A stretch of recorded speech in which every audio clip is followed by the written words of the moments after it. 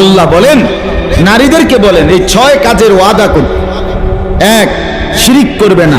2, চুরি করবে না। 3, জিনা করবে না। 4, সন্তান নষ্ট করবে না।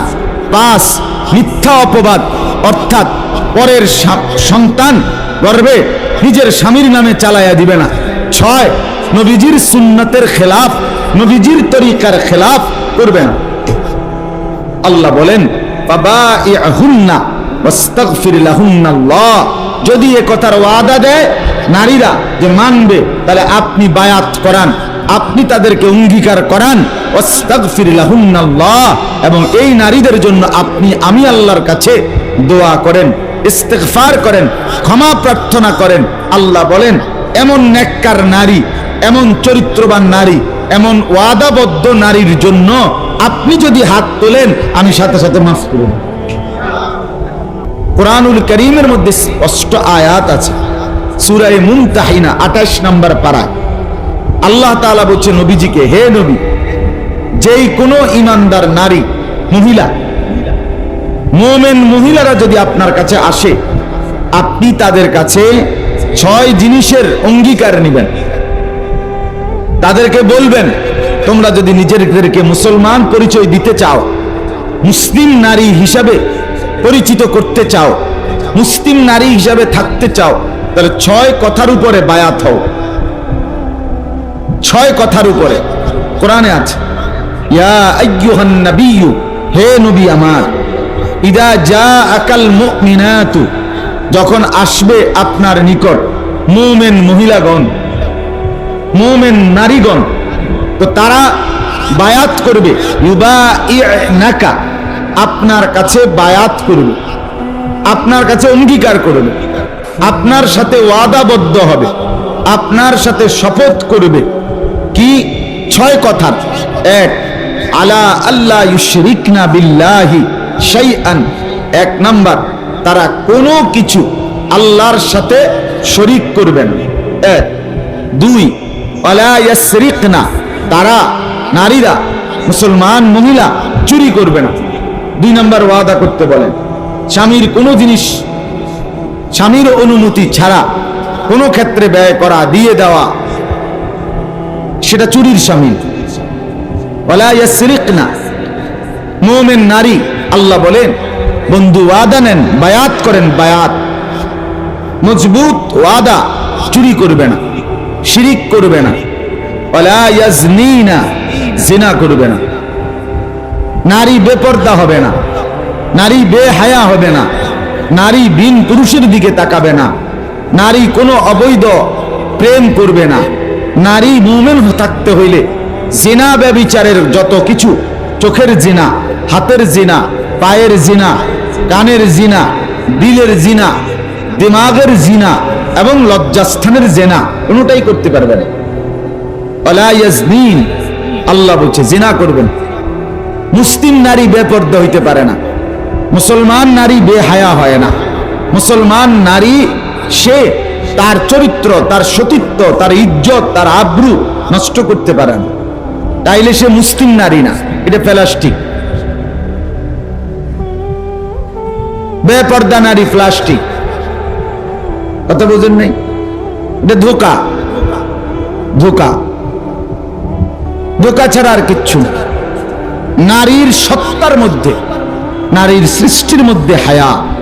আল্লাহ তাআলা নারীকে বানিয়েছেনই হায়া, লজ্জা দিয়ে। সেটাই যদি কেউ হারিয়ে ফেলে, তার থাকে কি আর? তার আর তো কিছুই থাকে না, কিছুই থাকে না। যেটা তার মূল উপাদান, একটা আখ, ইক্ষু, কুইশার, এটার ভিতরে চিপ দিছে বহুত কোন ধরে, রসে বাইর হয় না, তো এইটার আর আসে নাকি? এটা জোকাটা দিয়ে কিনবো না। কথা বুঝছেন? ওই যারা আপনার মেশিন দিয়া আখের রস বেছে, কতক্ষণ দেওয়ার পরে আর কিছু বাইরে হয় না, সব লাইটের বইতে হালায় না। তো যে নারী বেপর্দা হয়, যে নারী নিজের রূপ, যৌবন, দেহ, শরীর অন্যকে প্রদর্শন করে, তো এটা এরকম সোবলা হয়ে যায়। আর মায়া, ভালোবাসা, মহব্বত থাকে না। এজন্য আল্লাহ তাআলা বলেন, ওয়ালা ইয়াজনিনা, নবী বলেন তারা যেন বায়াত করে, শপথ করে জিনা করবে না, ব্যভিচার করবে না। আশ্চর্যের কথা হলো এই আয়াত যখন নাজিল হয়েছে, নবী সাল্লাল্লাহু আলাইহি সাল্লামের কাছে মুসলমান হয়েছে তখন মহিলাদের মধ্যে একজন ঐতিহাসিক মহিলাটা হলো আবু সুফিয়ানের, হযরত আবু সুফিয়ান রাদিয়াল্লাহু তাআলা আনহু, যিনি পরে মুসলমান হয়েছেন। আবু সুফিয়ানের স্ত্রী উহুদের যুদ্ধে নবী সাল্লাল্লাহু আলাইহি সাল্লামের চাচা হযরতে হামজা রাদিয়াল্লাহু তাআলা আনহুর কলিজা চাবাইয়া খাইছে যেই মহিলা, এবং নবীজির চাচা হামজার লাশ কাইটা টুকরা টুকরা কইরা চোখ, নাক, কান, কলিজা এগুলারে যে গলার মালা বানাইয়া গলা লাগাইয়া নাচছে গাইছে উহুদের ময়দানে, এমন জঘন্য মহিলা ছিল উনি। এ যাকে আমাদের দেশীয় ভাষায় হিন্দা বলে, মূলত হিন্দ নাম, আকার নাই আর কি। তো যাই হোক, এই হিন্দা নামের এই মহিলা, তিনি এই আয়াত নাজিল হওয়ার পরে তিনি মুসলমান হয়েছে। মুসলমান হওয়ার পরে নবীজির কাছে আসার পরে নবীজি যখন বলছে এই কথাগুলোর শপথ ওয়াদা করো, বায়াত করো, বলছে কি কি বলেন, তো বলতে লাগছে। তো এর 3 নম্বরে যখন বলছে ওয়ালা ইয়াজনিনা, বলো এই কথার ওয়াদা করো যে জিনা করবে না।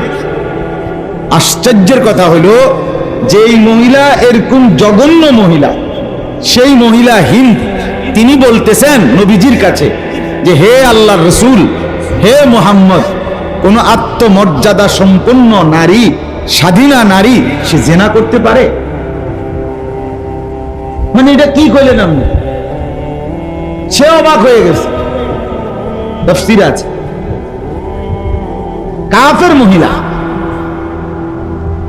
যিনি এত জঘন্য ছিলেন কিন্তু আখলাক চরিত্র, সে বলতেছে, বললেন কি একজন আত্মমর্যাদা, আত্মসম্মান আছে যা, এমন নারী সে জিনা করতে পারে,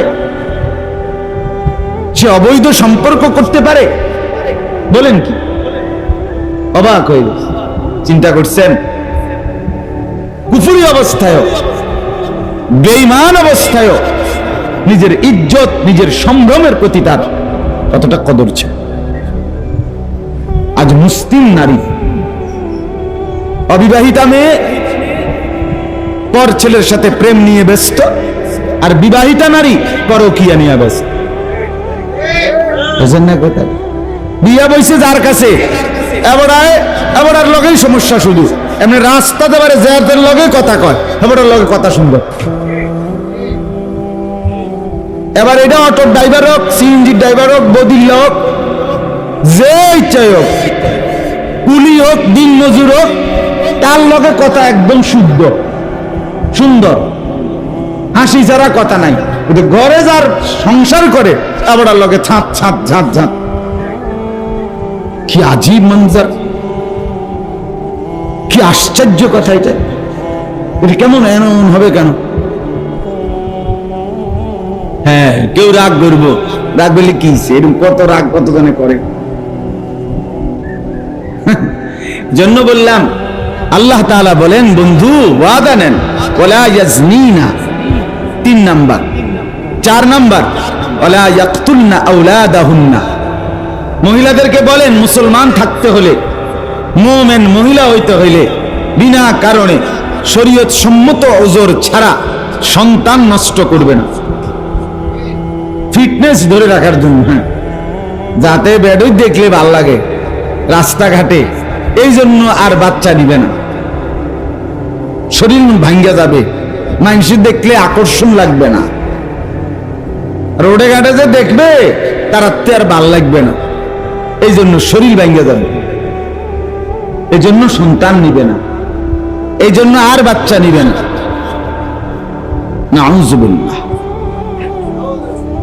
এই জন্য আল্লাহ বলে, বন্ধু বলেন মুসলিম নারী হতে হলে তার জন্য জরুরি ওয়ালা ইয়াকতুলনা আওলাদাহুন্না,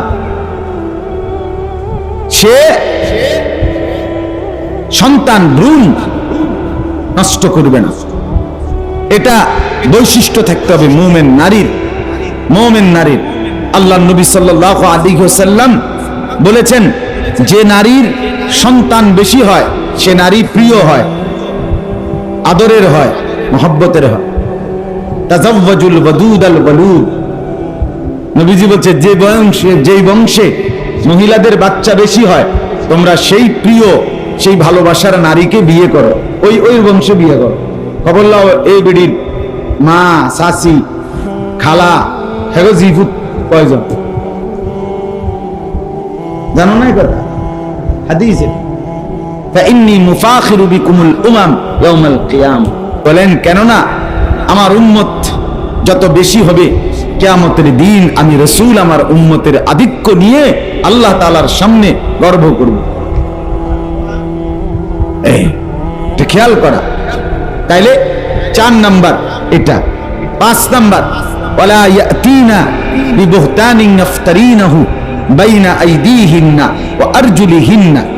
এই 5 নাম্বারের অর্থ হলো, হে নারী, হে নবী, মহিলাদের থেকে মুসলমান নারী এই ওয়াদা নেন যে সে নিজের স্বামীর সন্তান ছাড়া অবৈধ সম্পর্ক করে, বিবাহের পরে অবৈধ জিনা ব্যভিচার করে পেটে সন্তান আসছে, কিন্তু সেটা সে ভিন পুরুষ থেকে নেয়া, কিন্তু অথচ চালাইয়া দিছে নিজের স্বামীর নামে। কোরআন বলছে। 1450 বছর আগে কোরআন কত বড় রোগ চিহ্নিত করছে। হ্যাঁ, কত জঘন্য রোগ। অর্থাৎ আল্লাহ তাআলা বলেন, বন্ধু বলেন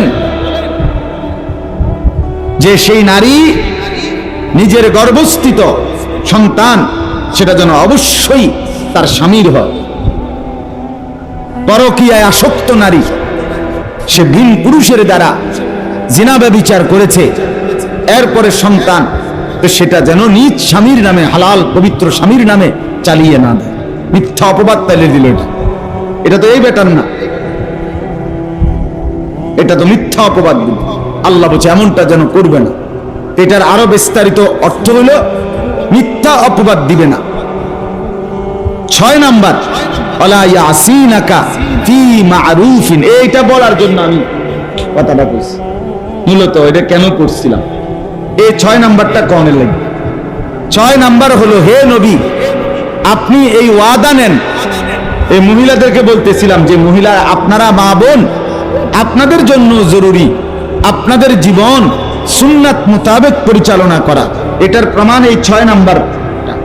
6 নাম্বারটার অর্থ হলো, আল্লাহ বলেন, হে নবী সমস্ত মুসলিম নারী থেকে এই ওয়াদা নেন। কি ওয়াদা? যে ওয়ালা ইয়াসিনাকা ফি মা'রুফিন, যেই কোনো নেক কাজে তারা আপনার সুন্নাতের খেলাফ করবে না, আপনার বিরোধিতা করবে না, প্রত্যেক কাজ সুন্নাত মোতাবেক করবে, সুন্নাত মোতাবেক করবে, নিজের খামখেয়ালিতে করবে না। আল্লাহ বলেন, নারীদেরকে বলেন এই 6 কাজের ওয়াদা করবে। 1 শিরিক করবে না, 2 চুরি করবে না, 3 জিনা করবে না, 4 সন্তান নষ্ট করবে না, 5 মিথ্যা অপবাদ অর্থাৎ পরের সন্তান গর্ভে নিজের স্বামীর নামে চালাইয়া দিবে না, 6 নবীজির সুন্নতের খেলাফ, নবীজির তরিকার খেলাফ করবে না। আল্লাহ বলেন, ফাবাইহুন্না ওয়াস্তাগফির লাহুন্নাল্লাহ। যদি এ কথার ওয়াদা দেয় নারীরা যে মানবে, তাহলে আপনি বায়াত করান, আপনি তাদেরকে অঙ্গীকার করান, ওয়াস্তাগফির লাহুন্নাল্লাহ, এবং এই নারীদের জন্য আমি আল্লাহর কাছে দোয়া করেন, ইস্তিগফার করেন, ক্ষমা প্রার্থনা করেন। আল্লাহ বলেন, এমন নেককার নারী, এমন চরিত্রবান নারী, এমন ওয়াদাবদ্ধ নারীর জন্য আপনি যদি হাত তোলেন আমি সাথে সাথে মাফ করব। ইন্নাল্লাহা গফুরুর রহিম, নিশ্চয়ই আল্লাহ সীমাহীন মাফ করে নেওয়ালা, দয়া করে নেওয়ালা। এজন্য এটা বললাম। আজকে নাহিদ বলতেছিল, আমরাও বললাম, সুন্নাতের অনুসরণ চাই, পুরুষদের জন্য, নারীদের জন্য।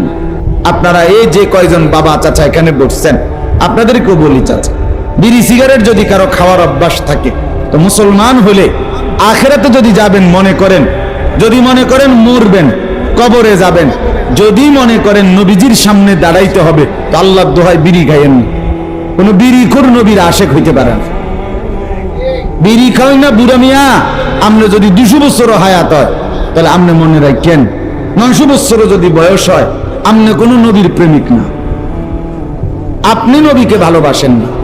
সোজা কথা, একেবারে বাংলা কথা, হ্যাঁ সোজা হিসাব।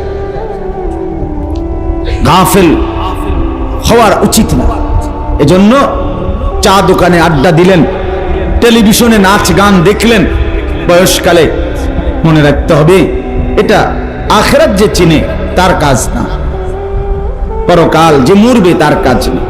এজন্য আজকে আমিও বললাম আপনাদের কাছে, আমরা প্রত্যেকেই মা বোনদের কাছেও বলি, ছোট ছোট সুন্নাতের বই আছে, নবী সাল্লাল্লাহু আলাইহি ওয়াসাল্লামের সুন্নাত আমলের বই আছে, আপনি সংগ্রহ করেন, কিনতে চেষ্টা করেন।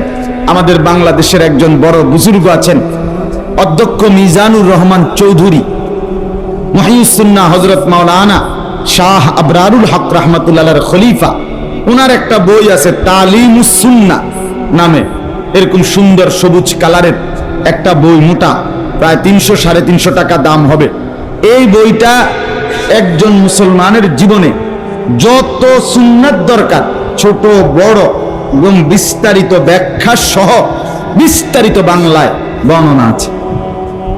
এরপরে পাকিস্তানের বিশ্ববিখ্যাত বুজুর্গ হযরত মাওলানা ডাক্তার আব্দুল হাই আরিফি রাহমাতুল্লাহি আলাইহির লিখিত উসওয়ায়ে রাসূল আকরাম, এটা নবীজির সুন্নাতের উপরে লিখিত কিতাব।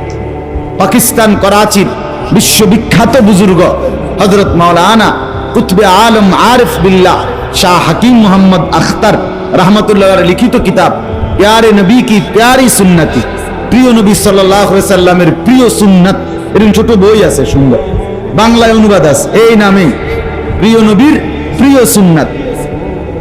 এগুলো পড়া দরকার, এগুলো দেখা দরকার।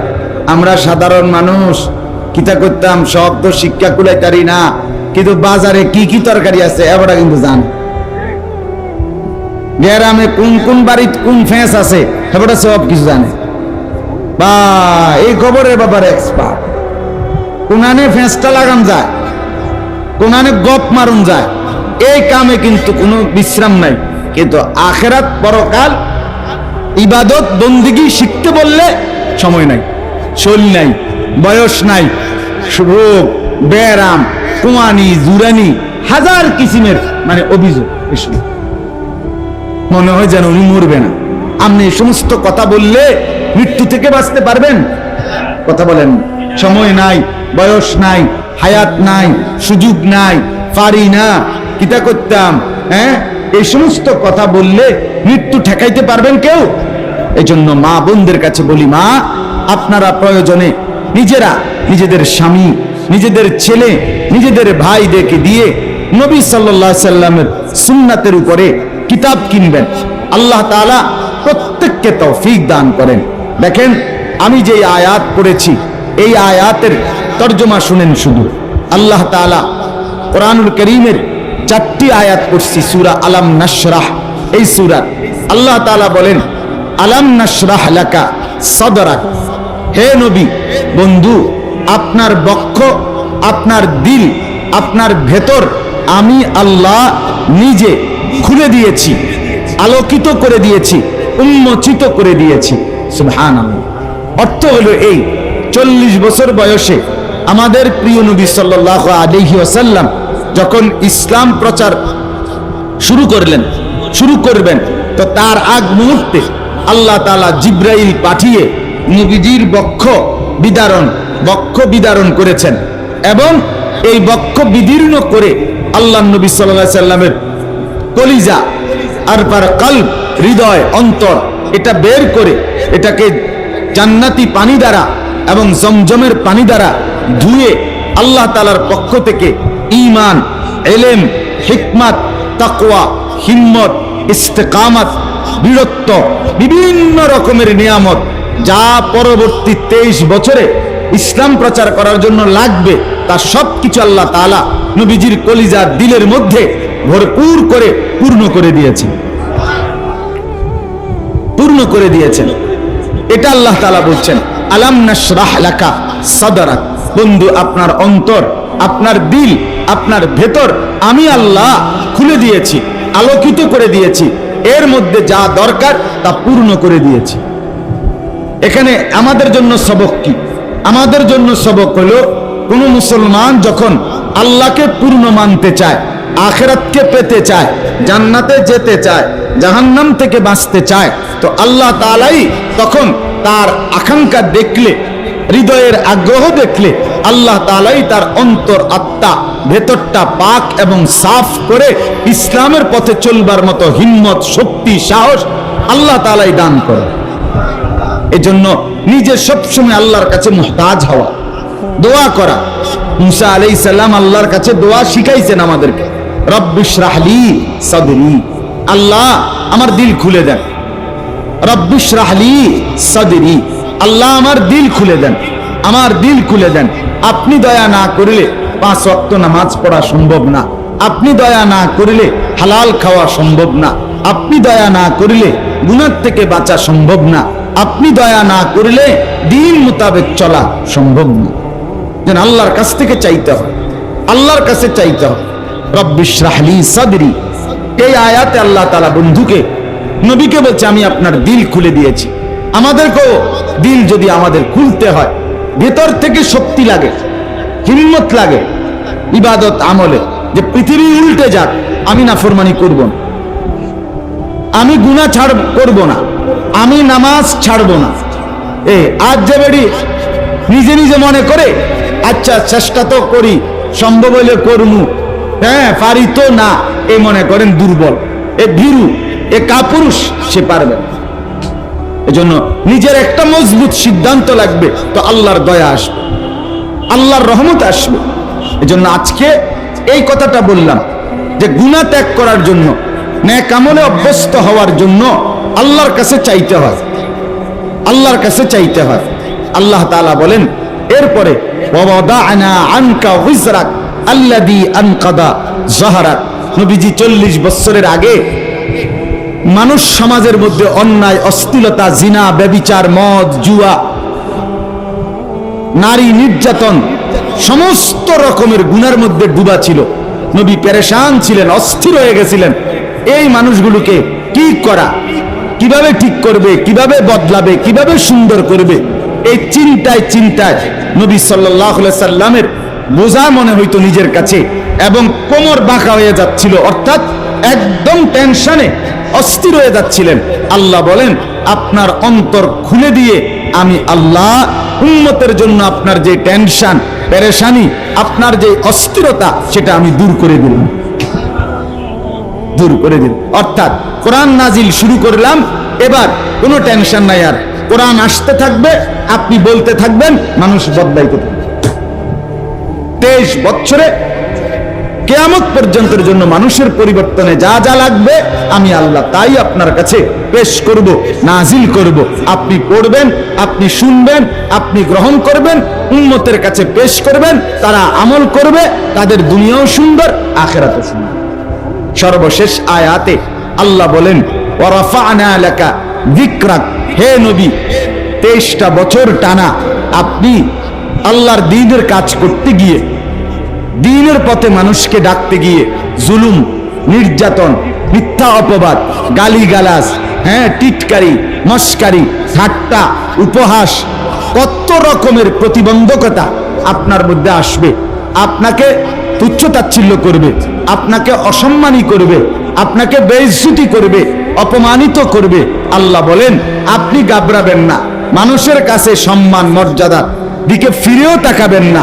ওয়ারাফা'না লাকা যিকরাক, আমি আল্লাহ ওয়াদা দিলাম আপনার সম্মান, আপনার মর্যাদা, আপনার ইজ্জত, আপনার আজমত আমি আল্লাহ সর্বোচ্চ পর্যায় পর্যন্ত আমি উঠাইতে থাকব, আমি উঠাইতে, আপনারে উঠাইতে উঠাইতে একদিন দেখবেন আমি আল্লাহ আরশে আজিমে আমার মেহমান হিসাবে আপনাকে নিয়ে যাব, যেখানে কোনো মাখলুক যায় না। এবং নবীজিকে নিছেন, মেরাজে নিয়ে গেছেন না। এজন্য এই 4 আয়াতের আলোকে এখন আমি শেষ কথাটা বলতে চাই। যত মা বোন এসেছেন, পুরুষরা এসেছেন, সবার কাছে কথা হইল, আমরা শ্রেষ্ঠ নবী পেয়েছি। আমাদের নবী সর্বশ্রেষ্ঠ নবী, সকল বিবেচনায় শ্রেষ্ঠ, সর্বদিকে তিনি সেরা, সর্ববিবেচনায় সেরা। এত দামি, এত শ্রেষ্ঠ, এত সেরা, এত সর্বগুণে গুণান্বিত পরিপূর্ণ নবী পাওয়ার পরও আমরা যদি জাহান্নামী হই, তো দুর্ভাগ্য ছাড়া আর কিছু না, বদনসিব ছাড়া আর কিছু না, আমাদের মন্দ কপাল ছাড়া আর কিছু না। এজন্য পুরুষ কিংবা নারী, মা বোন, সবার কাছে অনুরোধ, রাসূলুল্লাহ সাল্লাল্লাহু আলাইহি সাল্লামের ভালোবাসায় নিজেদের জীবন সুন্দর করেন, নিজেদের জীবন সুন্দর করেন, সুন্নাতের অনুসরণ করেন। আমার খুলনার হযরত, বাংলাদেশের একজন অন্যতম শ্রেষ্ঠ বুজুর্গ, যিনি পাকিস্তান করাচির বিশ্ববিখ্যাত বুজুর্গ, কুতবে আলম আরিফ বিল্লাহ হযরত মাওলানা শাহ হাকিম মোহাম্মদ আখতার রহমতুল্লাহ আলাইহির খলিফা, খুলনার শায়েখ আরিফ বিল্লাহ হযরত মাওলানা মুফতি নুরুল আমিন সাহেব হযরত বলছেন, নবীজির মহব্বত বাড়ে 5টি কাজে। এই শেষ কথা এটা বলি, কয় কাজে?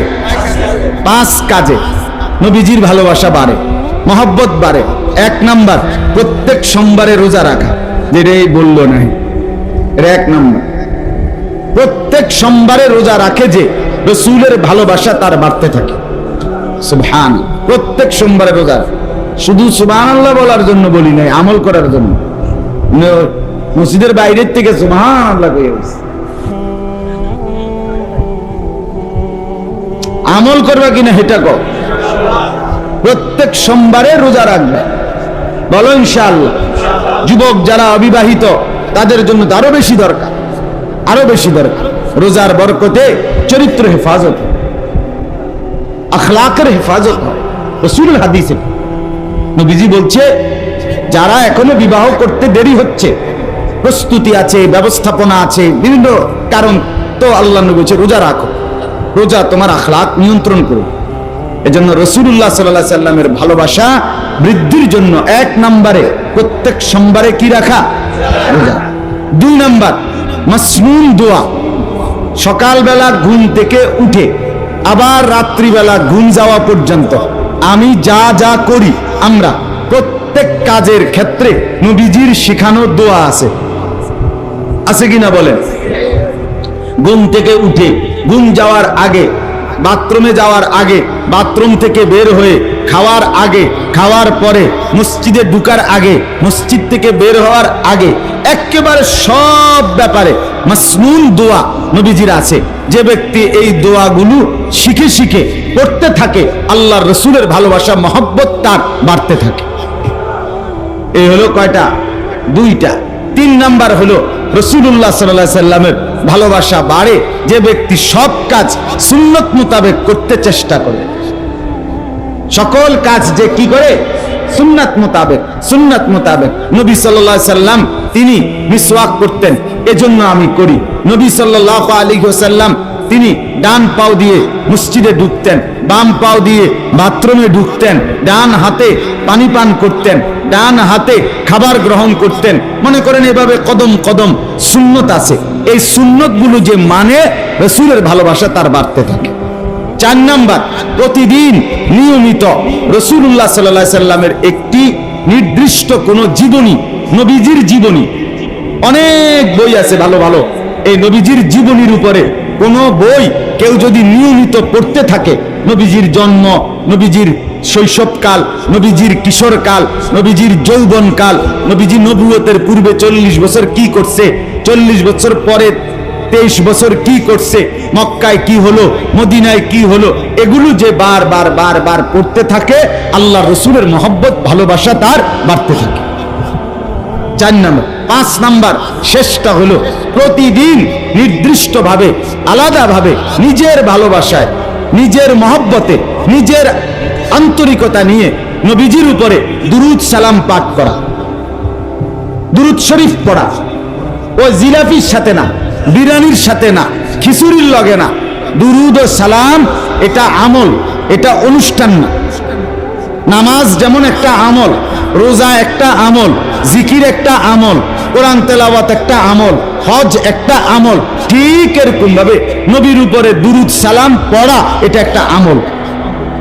এটা একটা কি বলেন না, একটা আমল। আমল এটা প্রত্যেক ব্যক্তি যত বেশি দুরুদ শরীফ পড়বে নবী সাল্লাল্লাহু আলাইহি সাল্লামের উপরে, তত তার ফায়দা হবে, তত তার ফায়দা হবে। এজন্য এই 5টা কাজ: 1 নাম্বার সোমবারে রোজা রাখা, 2 নাম্বার মাসনুন প্রত্যেক কাজে নবীর শেখানো দোয়াগুলো পড়া, 3 নাম্বার সব কাজ নবীজির সুন্নত মোতাবেক করা, 4 নাম্বার নবীজির জীবনীর উপরে কোনো একটি কিতাব ধারাবাহিক পড়তে থাকা, 5 নাম্বার প্রতিদিন নবীজির ভালোবাসায় কি পড়া, দুরুদ ও সালাম পড়া। আমাদের কাছে দুরুদ ও সালামের কই বই আনছেন? দুরুদ সালামের বই আনছেন? হ্যাঁ, আমার খুলনার হযরতের খাদেম খালেদ সাইফুল্লাহ ভাইকে দিয়ে আমি গত 1 সপ্তাহ ধরে এই বই এগুলো আনাইছি। অনেক সুন্দর সুন্দর বই। এই যে 1 নাম্বার বই হলো দুরুদ সালামের বই। এখানে 40টা নবী সাল্লাল্লাহু আলাইহি সাল্লামের উপরে হাদিসের কিতাবে বর্ণিত দুরুদ সালাম আছে। আমি আজকে কতক্ষণ পড়ছি খেয়াল করছি না, শুরুতে যে পড়লাম কয়েকটা অতিরিক্ত দুরুদ এগুলো এনে আছে। নবীজি সাল্লাল্লাহু আলাইহি সাল্লামকে স্বপ্নে দেখতে হইলে কি আমল করতে হয়, যেই আমল করলে নবীজি সাল্লাল্লাহু আলাইহি সাল্লামকে স্বপ্নে দেখা যায়, এটার আমল এখানে আছে। হ্যাঁ, এটা এই ছোট্ট বইটা, এটার দাম 20 টাকা। আরো আছে। এরপরে একজন মুসলমানের জীবনে, এগুলো আমি খুলনার হযরতের বই, বাংলাদেশের একজন বড় বুজুর্গ। এই বইটা হলো ইমানের 77 শাখা। তোমরাও দেখাইও, ঠিক আছে নি কথাটা?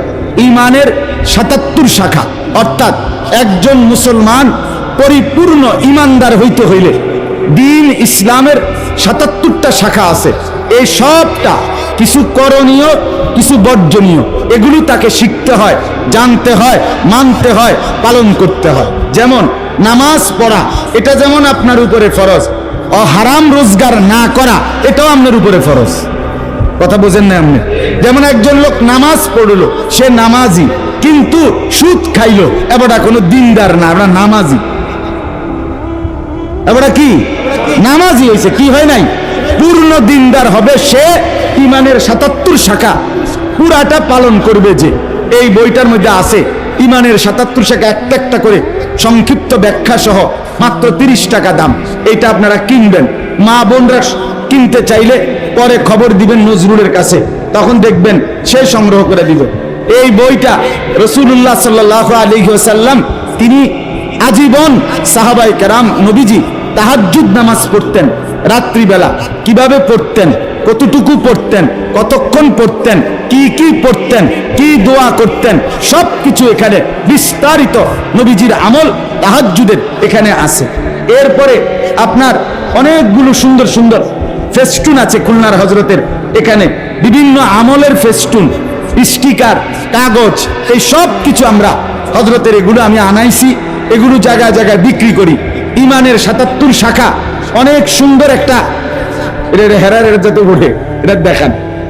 এই যে ইমানের 77 শাখা একটা ব্যানার আছে, খুব সুন্দর। এখানে ঘরে টাঙ্গা, আমি আজকেও আমার বাসায় সামনের রুমে একটা লাগাইছি।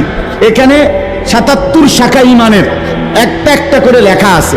আপনি দেখলে পড়লে মিলাইতে পারবেন আপনার কাছে আছে কোনটা, নাই কোনটা। যেটা আছে আলহামদুলিল্লাহ, যেটা নাই সেটা নিজের মধ্যে আনার চেষ্টা করা। এটাও আলাদা বিক্রি করা হয় 250 টাকা। হ্যাঁ, এই যে লাল চিহ্ন দেওয়া আছে যেগুলো ছেড়ে দিতে হবে, সবুজ চিহ্ন আছে যেগুলো করতে হবে, আলাদা আলাদা বৈশিষ্ট্য, অনেক সুন্দর। আল্লাহ তাআলা আমাদের প্রত্যেককে তৌফিক দান করেন। নামাজের পরে যাদের দরকার হয় কিনে নেবেন। আল্লাহ তাআলা আমাদের এই মজলিসকে কবুল করেন। আলহামদুলিল্লাহ, ধীরে ধীরে এই মজলিস পুরুষ মহিলা সবার জন্যই হচ্ছে। সমস্যা শুধু আমার একটু আসতে দেরি হয়, দোয়া করবেন আমি যেন তাড়াতাড়ি আসতে পারি, ঠিক আছে না? ইনশাআল্লাহ এটা যেন আমাদের স্থায়ী নিয়মিত একটি মাসিক ইসলাহি মজলিসে পরিণত হয়। আল্লাহ কবুল করেন ইনশাআল্লাহ। এখানে একটা মাদ্রাসা যেন চালু হয়, একটা সুন্দর মসজিদ যেন চালু হয়, এখানে একটা যেন সুন্দর দ্বীনি মজলিস চালু হয়। আল্লাহ চাইলে সব হবে ইনশাআল্লাহ। সব হবে ইনশাআল্লাহ। এজন্য ইউটিউবার ছেলেরাও তোমরাও সহযোগিতা করবা।